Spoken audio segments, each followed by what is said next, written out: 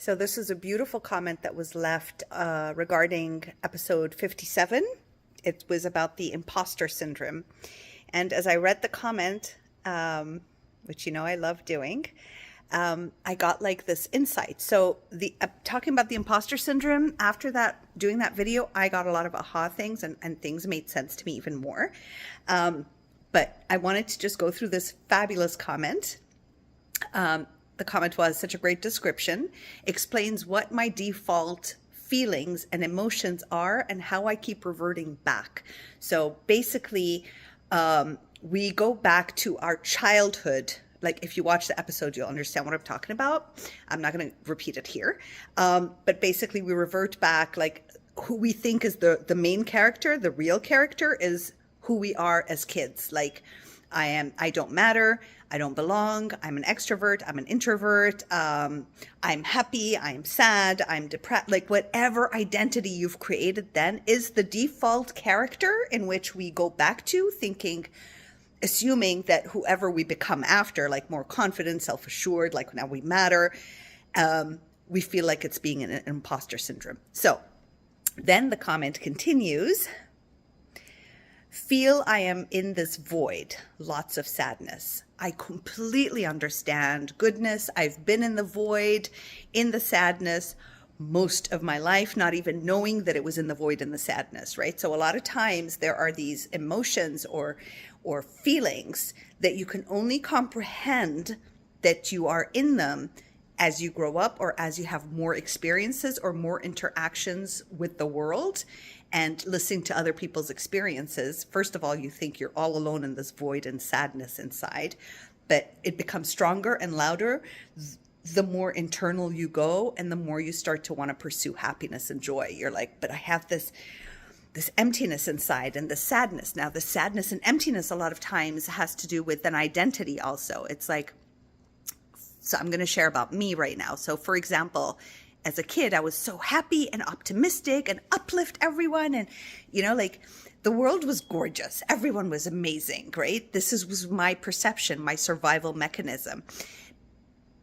I wasn't even aware of anything else happening inside. All of it was oppressed. I was completely disassociated from my body. Everyone else mattered but me. I didn't even know this language. I didn't even know I was feeling that way. As I grew up and started to dive deeper and deeper into this realm and get to know myself better, I realized that I've always had this void of sadness inside. It's like I always had to act out, like pretend to be someone, because feeling sad or empty was being ungrateful or, it's like only looking at the negative. Something was off about it. It was just, but it was always there, this hollowness, this like missing something or someone that I don't know what that is. And I always thought it was soulmate. So, but there's this hollowness inside and this sadness. So I just want you to know you're not alone in this. I'd love to know how many other people have this kind of, when you tap in, there is a sadness there. I truly believe it's the sadness of leaving divinity. And at the same time, it's the sadness of all the oppressed self, like that lonely sadness feeling, that void. Like I've left me behind so many times, but I don't even know who that is. So that's part of it. Next part is, this beautiful person also said, time to create my new avatar character through repetition and reinforcement until it locks in. Now it's so interesting because this is when everything like came, like I just, oh wait, that's too much efforting. Like according to light, divinity, energy, it needs to be effortless. Like the more effort I put, that's more programming and 3D and fear-based. The less efforting, the more trust, the more faith, the more fearless it feels. Okay, so then when this struck, like time to create my new avatar character through repetition and reinforcement until it locks in, it kind of feels like work.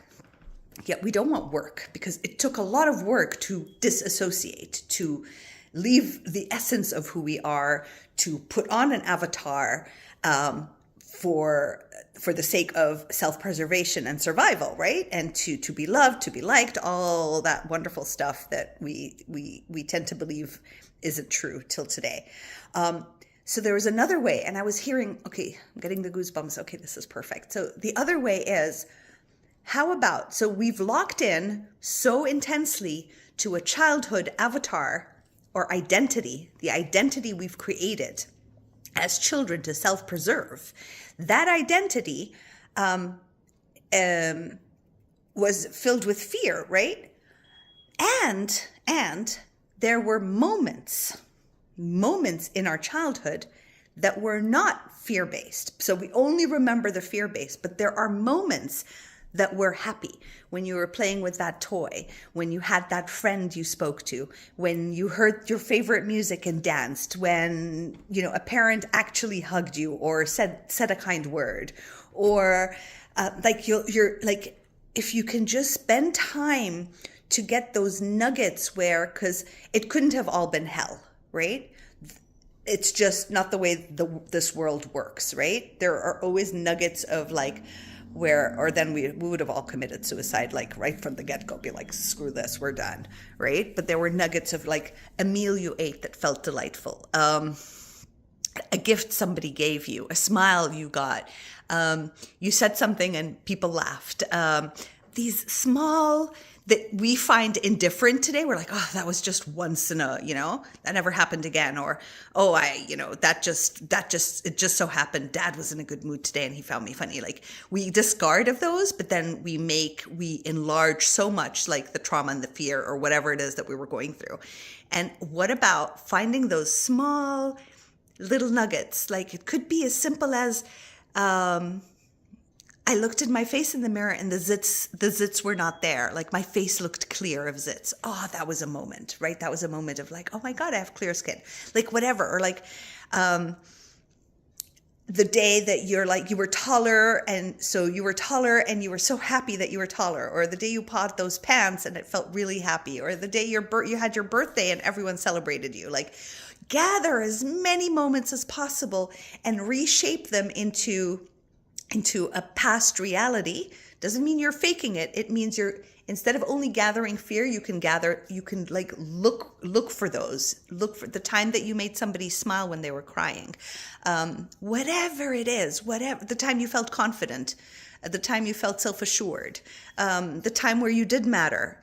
You know, I mean, until today, like, if you get a call that makes you feel bad, you'll live feeling bad for the rest of the day and maybe for a week. But if you get a call that makes you feel amazing that day, you're going to feel amazing for like an hour or two and then plummet down, you know? So we're going to try to grab onto those. This is what I'm hearing. This is what I'm feeling. We grab onto those. I'm going to do this for myself too. Grab onto those, okay?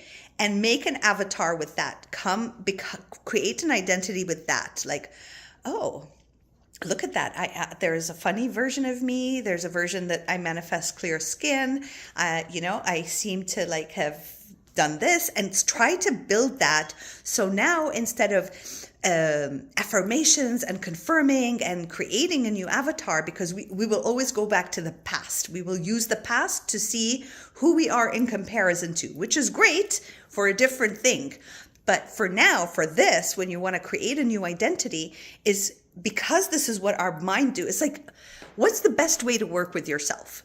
You always want to work with you. You don't want to work against you. You want to work with you, right? We want to stop working against ourselves. We're constantly working against ourselves. Like, oh, you should be more confident. Oh, you should be more self-assured. What's wrong with you? You should have spoken up. Like, we're so mean to ourselves. What if we start to work with who we are?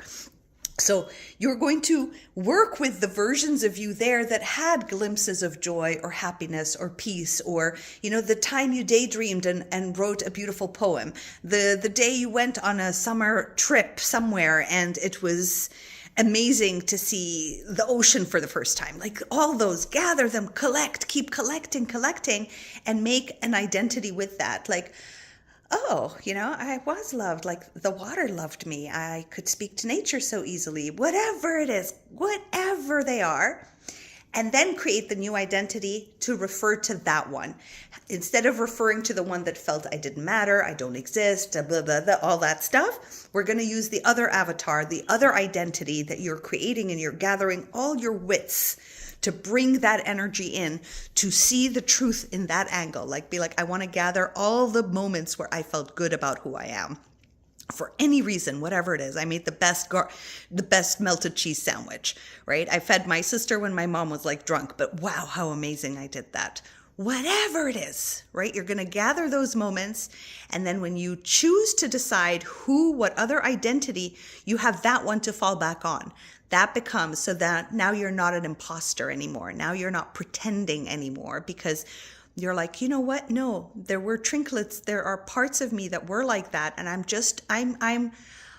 adding to that. I'm not deleting the past. I'm not being an imposter. I'm not pretending that I'm not. No, I'm adding to those. I hope this is making sense. So you're adding to that character, because our default will go to the past and compare ourselves to the past. But now you're creating a new past, but not in a lie. You're gathering the information to have your filing cabinet. So in my book, Discover the Gifts of Your Disempowered Self, in my book, and it's in the description at the bottom if you want to get it.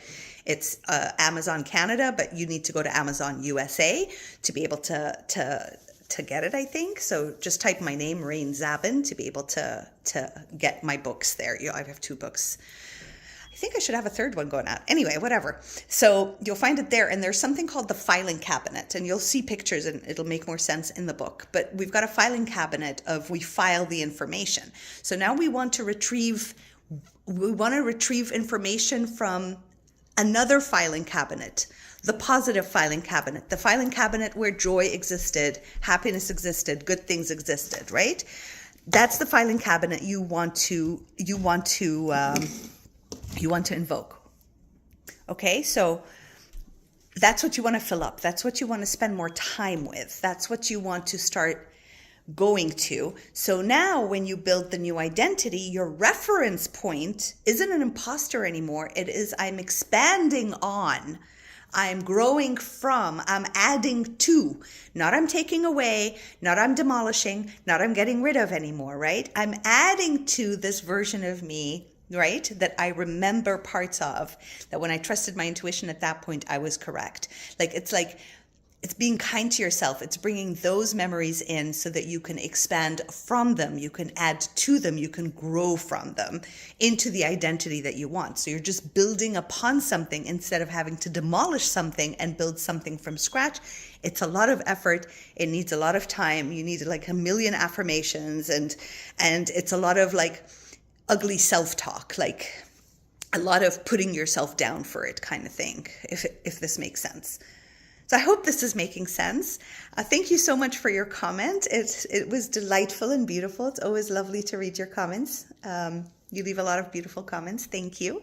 And if you feel that you're benefiting from what we're sharing on our channel and you want to help support us, we have a Buy Me a Coffee account, and we're calling it A Cup of Love.